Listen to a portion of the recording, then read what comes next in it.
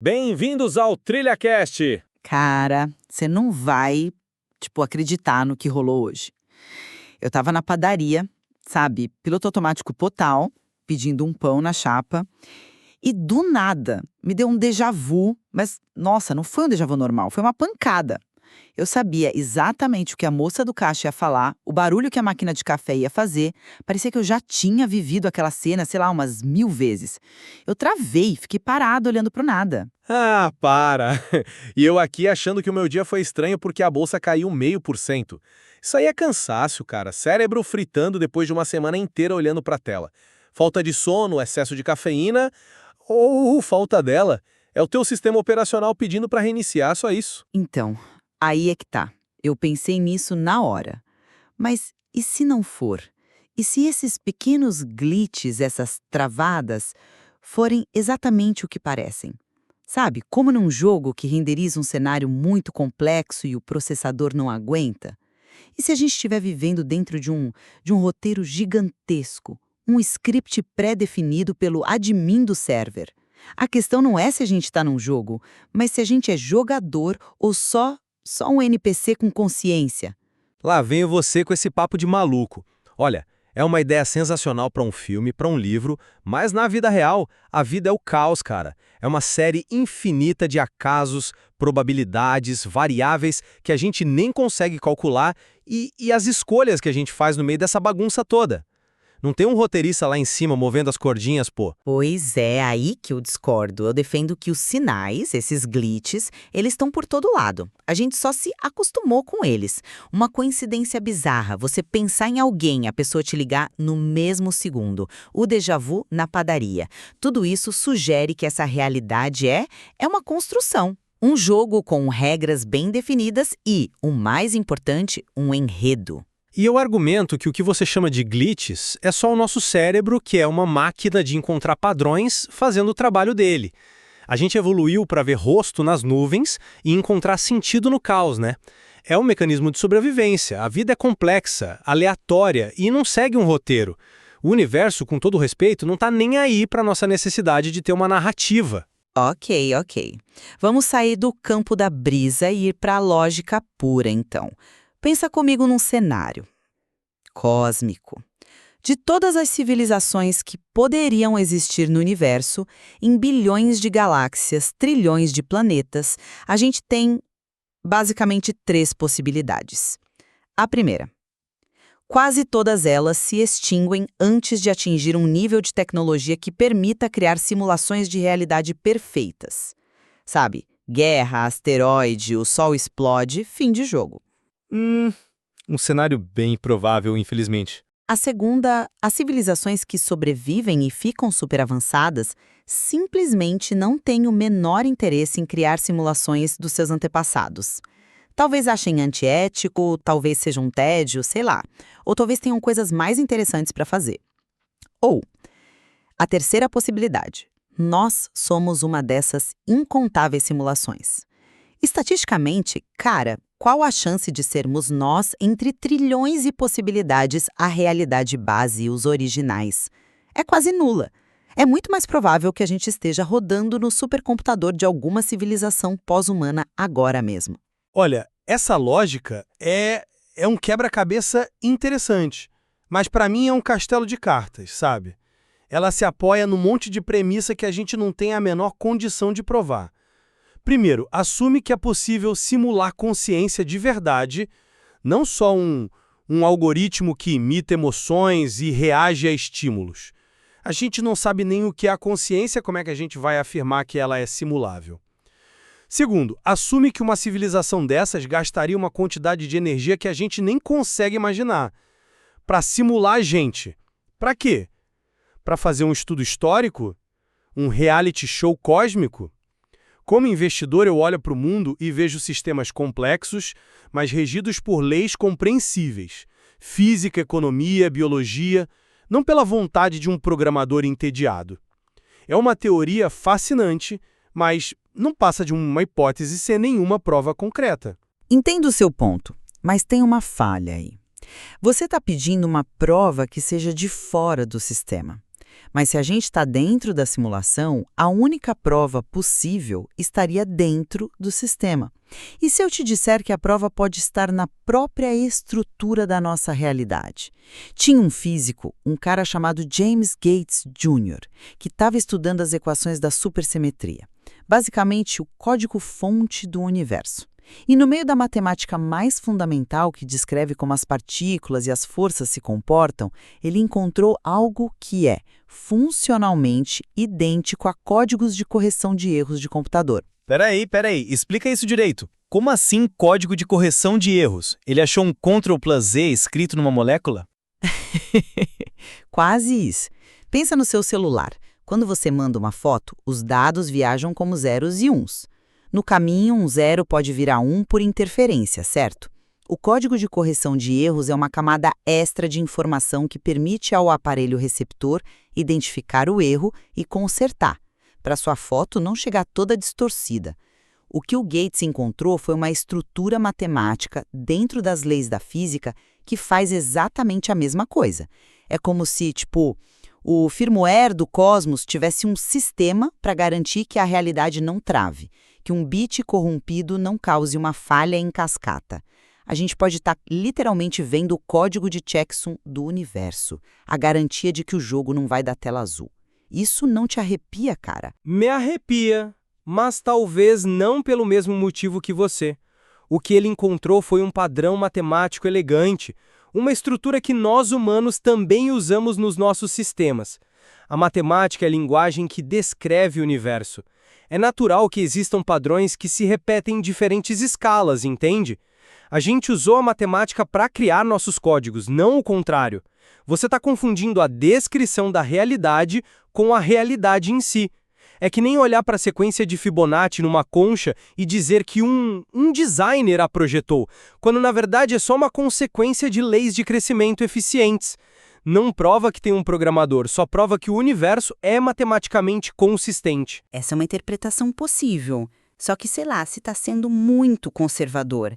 Vamos para outra área, então, uma que você mesmo admite que é um nó na cabeça: física quântica. A ideia do it from bit, que, de forma bem simples, diz que a realidade material, as coisas, só se tornam concretas quando são observadas. Antes disso, tudo existe num estado de pura probabilidade. Certo. O princípio da incerteza, o experimento da dupla fenda, o gato de Schrödinger, é a parte da física em que a intuição vai para o espaço e a gente só aceita a matemática. É bizarro, eu concordo. É para economizar processamento. Pensa num videogame de mundo aberto. O console não renderiza a cidade inteira com todos os carros e pedestres em alta definição o tempo todo. Ele só renderiza o que está no seu campo de visão, o que está atrás de você ou do outro lado do mapa existe só como dados abstratos. O admin do nosso universo faria o mesmo. Para que gastar um poder de computação inimaginável renderizando os átomos de um planeta na galáxia de Andrômeda se ninguém está olhando para lá com um telescópio? A realidade só é renderizada sob demanda. É uma analogia boa, mas ainda é só uma analogia. Mas vai além. Tem aquele experimento mental, o da escolha retardada. De forma bem resumida, a luz de um quasar a bilhões de anos-luz de distância viaja até nós. A maneira como a gente decide medir essa luz aqui e agora, no presente, determina o caminho que a partícula de luz tomou há bilhões de anos. O nosso ato de observar no presente define a realidade do passado. O passado não estava fixo. Ele só é criado quando o script precisa que ele seja consistente com o presente. É lazy evaluation em escala cósmica. O jogo só cria a lore daquele local quando o jogador chega lá e clica para ler o livro. O argumento é interessante, mas ele não se sustenta quando a gente analisa a fundo. Você está pegando uma das interpretações filosóficas mais exóticas de uma teoria que já é contraintuitiva e tratando como um fato literal. Sim, a observação colapsa a função de onda, é um fato experimental, mas isso não implica a existência de um programador economizando recursos. Pode simplesmente significar que a realidade em nível fundamental é, informacional ou que a nossa definição de passado, presente e futuro é ingênua. Você está pulando a parte difícil, que é entender a física, e indo direto para a conclusão mais fantasiosa. É um atalho. Você está colocando um admin onde talvez só exista uma lei da natureza que a gente ainda não compreendeu direito. Eu discordo. Primeiro, porque a explicação mais simples, a navalha de Occam, às vezes é a mais estranha. E o universo é um programa otimizado, é uma explicação bem simples para um monte de fenômeno bizarro. Segundo, porque a gente pode ficar discutindo física abstrata a noite toda. Vamos trazer isso para o seu campo, para o seu herói favorito. Pensa no Batman. Ok, agora você me pegou. Tô ouvindo. O Batman só existe por causa de uma única noite. Se os pais do Bruce Wayne não são assassinados naquele beco, a simulação Batman nunca é inicializada. Aquele evento, aquela tragédia, é o que os fãs de quadrinhos chamam de evento canônico. É um ponto fixo no script. Sem aquele trauma específico, sem aquele sofrimento, o personagem que a gente conhece não existe. O roteiro não tem um primeiro ato. Na história, com certeza. O trauma é o motor do personagem. É o que dá a ele a motivação, o código de conduta, as fraquezas. É a origem de tudo. E se o sofrimento no nosso mundo for a mesma coisa? E se não for um bug, mas uma feature? Uma tragédia que acontece não por acaso, mas porque é necessária para a história andar. Para gerar complexidade, para forçar o crescimento de um personagem, para tornar o roteiro interessante para quem quer que seja o roteirista. E se uma crise financeira, uma pandemia, uma perda pessoal devastadora não for só o resultado de um caos aleatório, mas um ponto crucial no enredo que o admin escreveu para a gente? E se cada um de nós for o Batman de alguém, e nosso sofrimento for apenas o que faz a nossa história valer a pena ser contada? Pô, cara, isso é pesado demais, é até cruel. Na ficção, a gente aceita esses eventos canônicos porque a gente sabe que é uma construção, né? A gente tem uma distância segura. Mas trazer essa lógica para a vida real é terrível. Isso destrói completamente a ideia de livre-arbítrio. Significa que nossas escolhas não importam, que estamos presos a um enredo, que as maiores tragédias da história humana, as guerras, as fomes, foram só pontos de virada na trama para deixar as coisas mais dramáticas. Eu me recuso a aceitar uma visão de mundo tão sombria e determinista. Isso tira todo o sentido da nossa luta, da nossa capacidade de superar as dificuldades. Se tudo é roteirizado, nossa resiliência não é mérito nosso. É só o personagem seguindo o script. Mas olha por outro lado.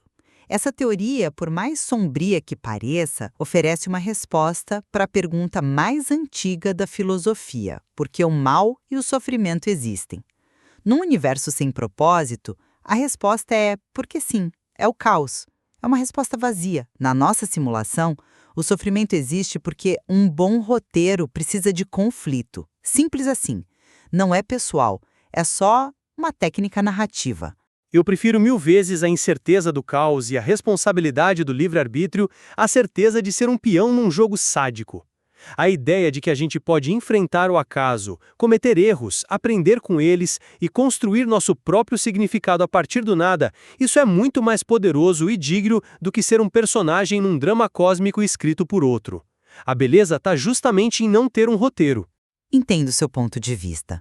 Mas você não pode negar que uma vez que você coloca esses óculos, sabe? Uma vez que você começa a procurar pelos glitches, pelos eventos canônicos na sua própria vida e na história, você não consegue mais desver. Você começa a ver o roteiro em todo lugar. Tenho que admitir, essa nossa conversa toda bugou o meu sistema. De verdade. No fim das contas, eu continuo aqui preocupado com a minha carteira de FIIs, com o prazo de um projeto amanhã. Se isso tudo for uma simulação, talvez o mercado financeiro seja só um minigame mais viciante e estressante que o admin colocou no nosso server para a gente se distrair do roteiro principal. Gente, é isso. A gente joga o jogo, segue o script, acumula pontos no minigame. Até o próximo déjà vu na padaria, o próximo glitch que faz a gente parar, olhar para a parede e pensar: espera um pouco, isso aqui é real mesmo? Essa dúvida, essa pequena falha na Matrix, talvez seja a única coisa que prova que a gente pode não ser só um NPC seguindo ordens. É uma perspectiva que, por mais que eu resista, força a gente a questionar o que tomamos como realidade absoluta. E talvez o valor esteja aí, na própria discussão, mais do que encontrar uma resposta definitiva. E essa é a beleza da coisa toda. A gente continua jogando, seja lá qual for o nome do jogo. Se você curtiu esse papo de maluco e quer continuar bugando a cabeça com a gente, não esquece de se inscrever no canal Trilhas da Reflexão. Valeu por colar no TrilhaCast. Vamos torcer pro admin não dar um reset no servidor enquanto a gente dorme. Deslogando.